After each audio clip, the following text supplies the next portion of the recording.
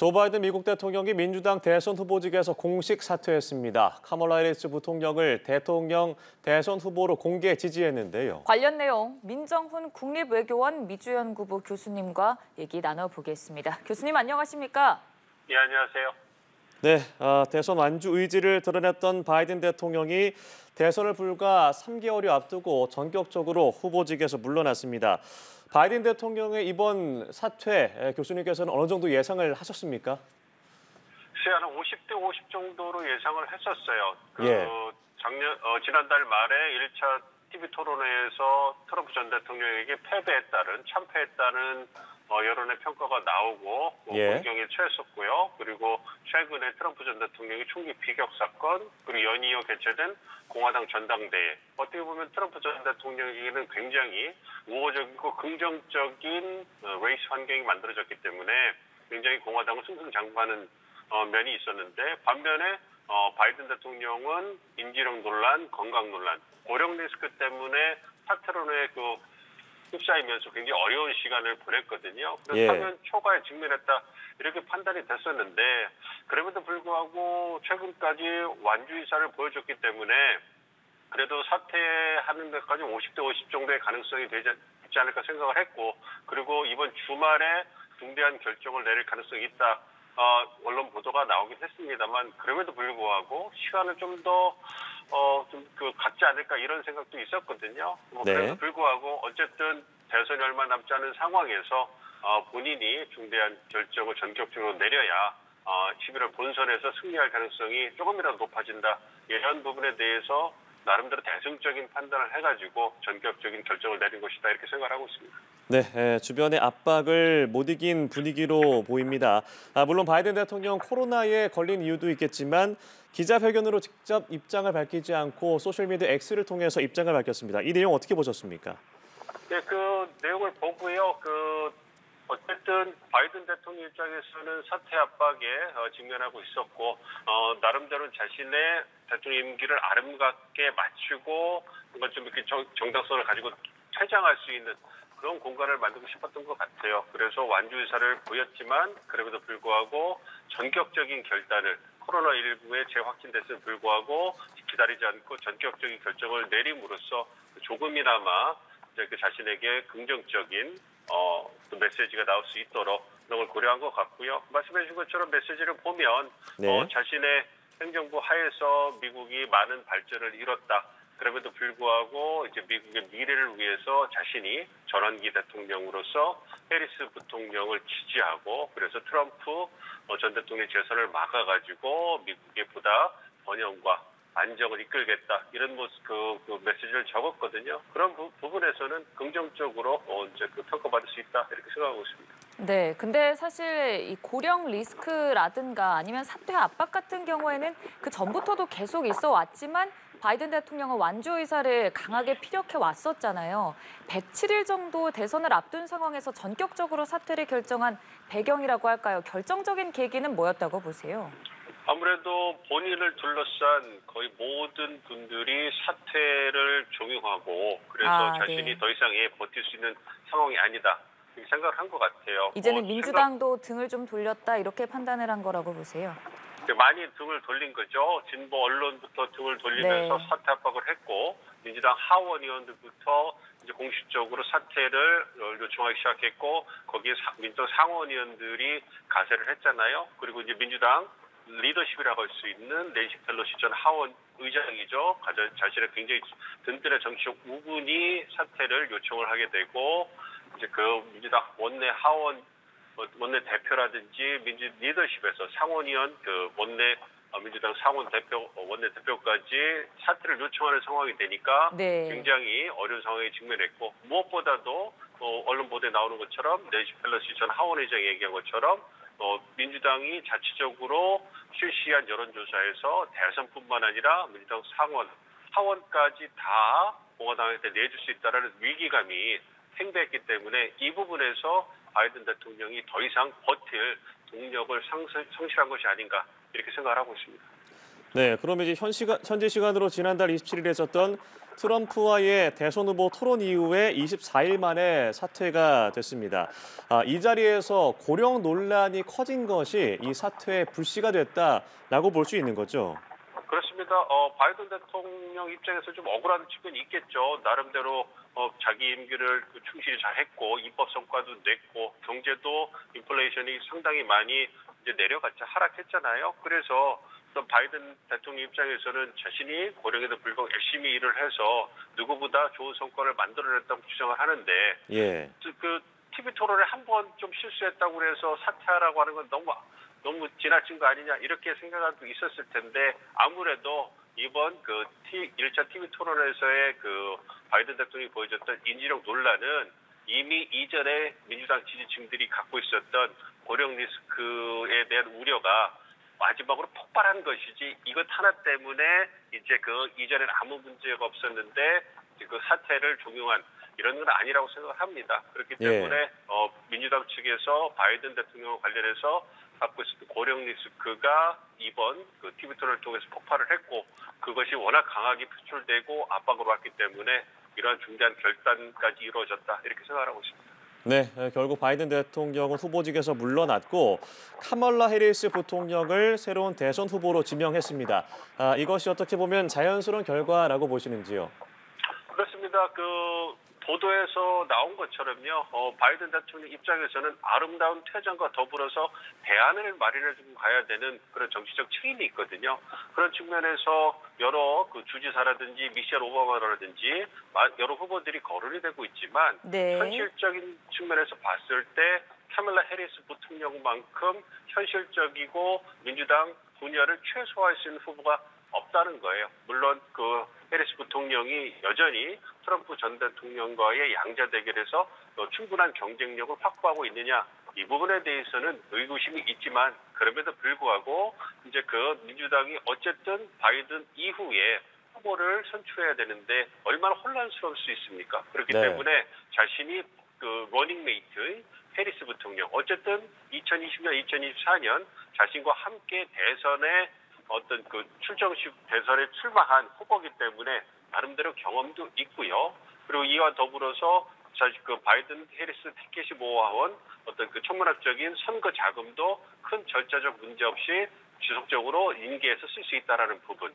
그리고 해리스 부통령이 갖고 있는 역사적 상징성, 즉 비백인 여성 후보 최초의 비백인 여성 후보로서 미국 정계가 갖고 있는 글래스링, 즉 미국의 주류 남성이 아니면 최고직에 올라갈 수 없는 그러한 한계를 깰 수 있는 역사적 상징성도 있기 때문에 이러한 측면에서 여성이라든지 무당파 중도층을 보다 더 흡수할 수 있는 그런 가능성도 있거든요. 그래서 이러한 부분을 다 고려했을 때 해리스 부통령을 선택한 것이 바이든 대통령으로서는 가장 현실적이고 그다음에 실질적인 그런 대안 선택이 아니었나 생각을 하고 있습니다. 네, 아무래도 대선이 얼마 남지 않다 보니 바이든 대통령도 차기 후보로 해리스 부통령을 지명하고 해리스 부통령도 곧바로 영광스럽다는 입장을 밝혔습니다. 근데 사실 그 이전에 바이든 대통령을 두고서는 민주당 내 인사들의 반응이 좀 엇갈렸잖아요. 이렇게 차기 후보로 해리스 부통령이 지명된 이후에는 민주당 내에서도 좀 의견이 합일되는 모습입니까? 어떤 의사들이 좀 나왔습니까? 아무래도 현재로서는 해리스 부통령을 중심으로 해서 단합하는 이런 모습을 보여줄 거라고 생각이 돼요. 벌써 바이든 대통령이 사퇴를 선언을 하고 해리스 부통령을 지지하니까 상원의원 일부가 민주당 상원의원 일부가 해리스 부통령을 지지한다는 성명을 발표했거든요. 그 얘기는 대선을 앞두고 이제 해리스 부통령 하에 결집을 해야지 승리할 수 있다라는 그러한 절박함이 반영이 됐고 당내 분열을 최소화하기 위해서 이제 노력하는 모습을 보여줄 거다. 그래서 개인적으로는 조만간 민주당 리더십에서도 해리스 부통령을 지지하는 그런 움직임이 보여질 거고 이걸 통해 가지고 가능하다면 물론 경선을 통해 가지고 보다 더 전당대회를 좀 관심을 더 많이 받도록 하자 이런 움직임도 이런 목소리도 있겠지만 그럼에도 불구하고 당내 분열을 최소화해서 해리스 부통령을 단독 후보로 추대해서 전당대회에서 절대적인 대의원의 지지를 통해 가지고 당선돼서 어떤 출정식을 만드는 것이 11월 대선을 앞두고 민주당이 취할 수 있는 가장 현실적인 그리고 승리에 가까워질 수 있는 대안이 아닌가 생각을 하고 있습니다. 그렇기 때문에 그러한 측면을 고려해 본다면 여러 가지 이견이 존재할 수는 있겠습니다만 민주당의 중론은 해리스 부통령을 중심으로 해서 단합하는 모습을 보이면서 지지층을 결집하는 이런 움직임을 보여주기 위해서 최선의 노력을 하지 않을까 이렇게 생각을 하고 있습니다. 네, 그렇다면은 이제 시간이 얼마 남지 않았기 때문에 그동안의 대선 후보 선출 과정을 그대로 밟을 수는 없다라는 의견도 많거든요. 좀 어떤 과정으로 11월 대선까지 진행될 거라고 보세요?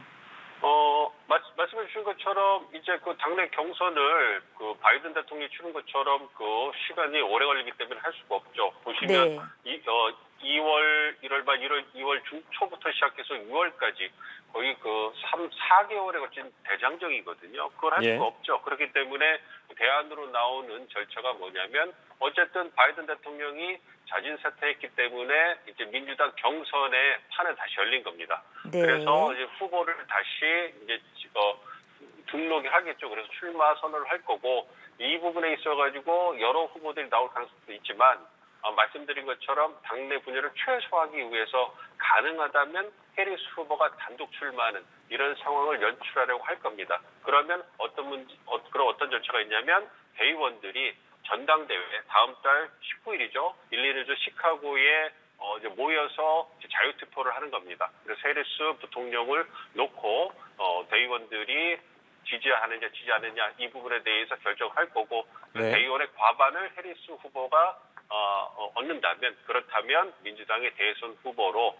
이제 결정이 될 겁니다. 그래서 민주당 전당대회를 통해 가지고 해리스 후보를 중심으로 다시 민주당이 똘똘 뭉치는 모습을 보여줄 거고요. 그 이후 그러니까 반전의 계기를 민주당이 확보한 이후에 이제 트럼프 전 대통령과 해리스 후보가 치열하게 경쟁을 하는 모습이 9월, 10월에 보여줄 거고 그렇기 때문에 9월에 개최될 2차 TV 토론회가 이제 해리스 후보의 최초의 검증 무대, 공식 검증 무대가 될 거기 때문에 많은 관심을 받을 것이다. 이렇게 생각을 하고 있습니다. 네, 이 소셜 미디어를 통해서 사퇴 입장을 밝힌 바이든 대통령 이번 주 후반에 자신의 입장을 국민 앞에서 직접 말하겠다라고 밝혔습니다. 아마 기자회견을 통해서 여러 가지 얘기를 할 것 같은데 이 자리에서 뭐 새로운 얘기가 나올 거예요? 아니면 해리스에 대한 적극적인 지지를 표명하는 자리가 될까요? 아무래도 후자의 가능성이 더 크지 않을까 생각을 하고 있습니다. 어쨌든 국민들이 왜 그 바이든 대통령이 사퇴를 하게 됐는가 이 부분에 대해서 궁금해하실 거거든요. 그러니까 크게 두 파트로 어떤 입장을 바뀌지 않을까 싶습니다. 그래서 자신이 사퇴할 수밖에 없는 배경에 대해서 설명을 하겠죠. 그래서 이번에 SNS에 사퇴의 성명을 밝힌 것처럼 지난 4년 동안에 바이든 행정부 하에서 미국이 많이 안정되고 발전할 수 있었다. 그 부분에 대해서 헌신해준 미국인들에게 감사한다. 이런 말씀을 하실 거고요. 그리고 미국의 미래를 위해서 이제 자신이 결단을 내릴 수밖에 없었다. 그래서 이제는 자신은 전환기 대통령으로서 미래 세대를 위해서 보다 나은 정치 미래를 위해서 자신이 결단을 내릴 수밖에 없었고 그 대안이 해리스 부통령이다. 해리스 부통령이 트럼프 전 대통령이 재선되는 걸 막아서 미국이 민주주의가 붕괴하는 것을 막고 이제 앞으로 더 경제와 번영과 성장을 할 수 있는 안정과 번영을 할 수 있는 그러한 미국으로 갈 수 있도록 힘을 실어달라. 그래서 해리스를 지지해달라. 이러한 메시지를 발신하지 않을까 생각을 하고 있습니다. 네. 근데 이런 상황에서 바이든 대통령을 향해서 트럼프 전 대통령이 미국 역사상 최악의 대통령이다 이런 입장을 내기도 했거든요. 그렇습니다. 트럼프 전 대통령 입장에서는 공격을 해야지요. 이제 바이든 대통령이 사퇴를 하게 되니까 그리고 대안을 현실적으로 해리스 부통령이 거론이 되고 있잖아요. 그렇다면 바이든과 해리스는 어쨌든 바이든 행정부의 1인자, 2인자지 않습니까?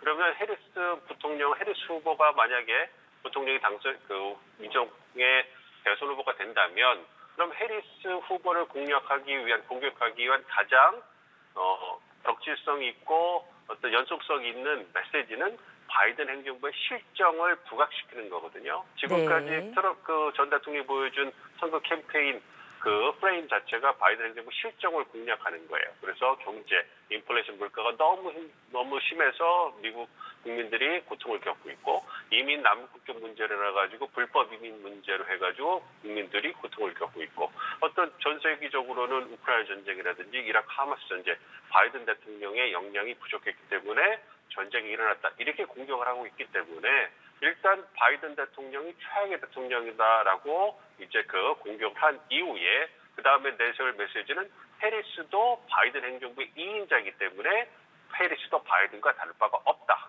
그렇기 때문에 연속선상에서 해리스도 대안이 없고 또 그렇기 때문에 자신을 선택해줘야 된다. 이런 메시지를 낼 거기 때문에 가장 처음 견직으로서 바이든 대통령은 최악의 대통령. 그 이후에 이제 해리스 후보도 별 볼 일 없는 바이든과 똑같은 최악의 후보. 이런 메시지를 내지 않을까 이렇게 예상을 하고 있습니다. 네, 말씀하신 것처럼 트럼프는 전부터 해리스 부통령에 대해서 부패한, 무능한 정부의 조력자라고 했고 바이든보다 더 이기기 쉬운 상대다라고도 평가를 했습니다. 하지만 이제 해리스가 64년생이고 트럼프가 46년생으로서 나이가 좀 차이가 나고요. 또 바이든을 상대로 했던 이 고령의 선거 전략, 이 공격도 이제 수정해야 되는 상황인데 이런 부분에 좀 부담은 없겠습니까? 아무래도 그 미세한 그 전략 조정은 필요하지 않을까 생각하고 있습니다. 말씀드린 것처럼 바이든 행정부 실적을 부각하는 큰 선거 프레임은 변함이 없을 거라고 생각을 하고 있습니다만 말씀해 주신 것처럼 이제 바이든 대통령이 사퇴함으로써 바이든 대통령 둘러쌌던 고령 리스크는 민주당이 해소한 거거든요. 그렇지만 여전히 그 트럼프 전 대통령이 이번에 총기 피격 사건으로 건장하고 강인한 모습을 보여주긴 했습니다만 말씀해 주신 것처럼 해리스 후보에 비해서 훨씬 고령이기 때문에 이제 해리스 후보가 트럼프 전 대통령을 공격할 수 있는 그런 변화된 그 환경이 만들어진 거거든요. 그렇기 때문에 트럼프 전 대통령 입장에서는 고령 리스크에 대한 언급은 이제 최대한 자제하고 하지 않을 것이고요. 반면에 J.D. 벤스라는 부통령 후보를 내세워서 이제 공화당도 젊은 피가 있다라는 부분을 강조하지 않을까 생각을 합니다. 그렇기 때문에 향후에 대선 트럼프 전 대통령이 내세울 그 선거 프레임은 말씀드린 것처럼 바이든 행정부의 실정을 강조하면서 해리스 후보도 별 볼 일 없고 바이든 해리스 티켓 하에서 미국은 어려워졌다. 그렇기 때문에 해리스가 향후 4년을 위한 대안이 될 수 없다라는 부분을 강조하면서 자신의 정치적 비전에 보다 더 무게를 실든 그래서 고령 리스크보다는 그 정책적 차별성, 미국 우선주의를 강조하는 방향으로 보다 더 무게를 실지 않을까 이렇게 생각하고 있습니다. 네, 지금 분위기 자체가 바이든 대통령이 또 공개적으로 해리스 부통령을 지지했기 때문에 단일 후보 가능성이 높게 점쳐지는 상황입니다만 사실 그전에 사퇴 압박이 강했을 때 다른 여러 인물들도 좀 하마평에 올랐었잖아요. 미셸 오바마라든가 다른 인물들이 등판할 가능성은 아예 없는 겁니까? 그러니까 가능성을 완전히 배제할 수는 없다고 생각을 하고 있어요. 네. 왜냐하면 다음 달 민주당 전당대회, 그러니까 이번 달은 누가 다양한 의견이 있다고 하더라도 이번 달은 공화당의 시간, 트럼프의 시간이었거든요. 그렇다면 민주당 입장에서는 8월은 민주당의 시간으로 만들고 싶을 거예요.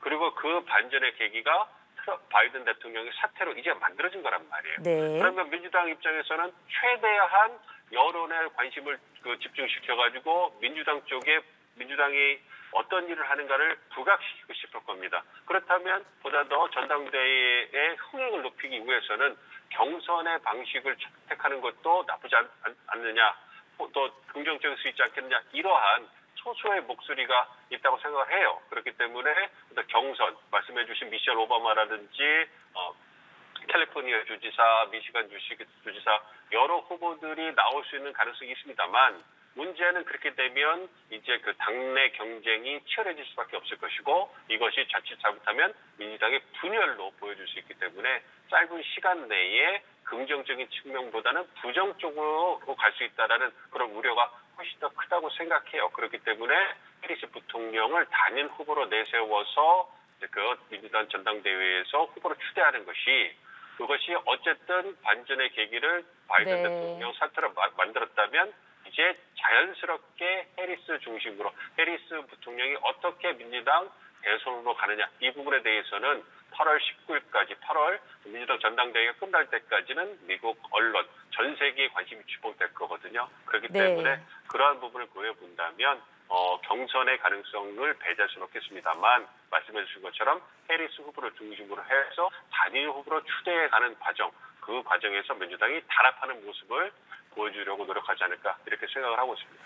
이렇게 이제 남은 3개월 동안 민주당의 시계는 정말 빠르게 돌아갈 것 같습니다. 원래 해리스 부통령이 부통령으로서 메이트 자리를 지켰던 거잖아요. 근데 만약에 대통령 후보자가 되면 남은 부통령 후보자의 자리는 어떤 인물들이 또 될 수 있을까요? 그렇습니다. 그것이 이제 또 다른 이제 민주당이 그 미국 언론 전 세계에 어떤 관심을 받을 수 있는 그러한 그 수단이 될 수 있는 거죠. 그러니까 바이든 후보 대통령 같은 경우에는 자신이 갖고 있는 고령 리스크를 걷기 위해서 그리고 백인 남성 엘리트 워싱턴 엘리트의 이미지를 보완해 줄 수 있는 카드로 카멜라 해리스 부통령을 선택을 했잖아요.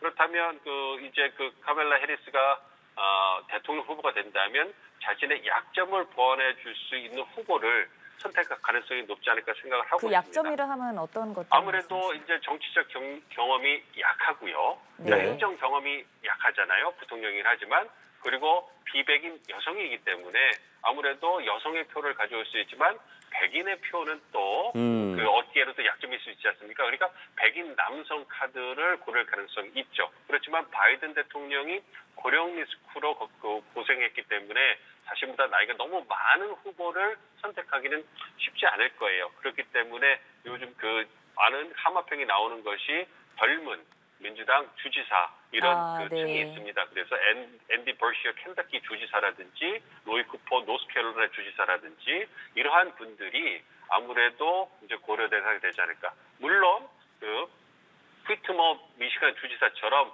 젊은 여성 차기 잠룡으로 부각되는 민주당의 그런 유망한 여성 정치인도 있어요. 그래서 어떤 해리스, 휘트머 즉 여성 대 여성 여성과 여성 대통령, 부통령 카드를 써가지고 자신들이 갖고 있는 그러한 강점을 부각시킬 가능성을 배제할 수는 없겠습니다만 말씀드린 것처럼 대통령 후보가 부통령 카드를 선택할 때 자신의 약점을 보완하는 카드로 많이 사용한다는 걸 고려해 본다면 아무래도 백인 남성 그러나 젊고 유능한 민주당의 차기 대선 후보를 선택하지 않을까 이렇게 생각하고 있습니다. 네, 미국 대선은 전 세계가 주목하는 이벤트죠. 바이든의 사퇴를 여러 국가가 전격적으로 타전하고 있는데 오는 11월 미국 대선 레이스 국제 정세에 미칠 영향이 정말 클 겁니다. 이번에 바이든 대통령이 사퇴하면서 어떤 변화가 있을 것 같은지 전해주시죠. 이제 카멜라 해리스 부통령이 민주당 대선 후보로 낙점이 된다면 그렇다면 해리스 후보가 보여줄 정치적 지향점은 바이든 행정부 2.0이 되지 않을까 싶어요. 시간이 너무 짧고 준비할 시간이 없기 때문에 자신만의 정책적 색채를 보여주기는 거의 어려울 거라 생각하기 때문에 아무래도 바이든 행정부 2.0을 강조하면서 자신이 바이든 대통령의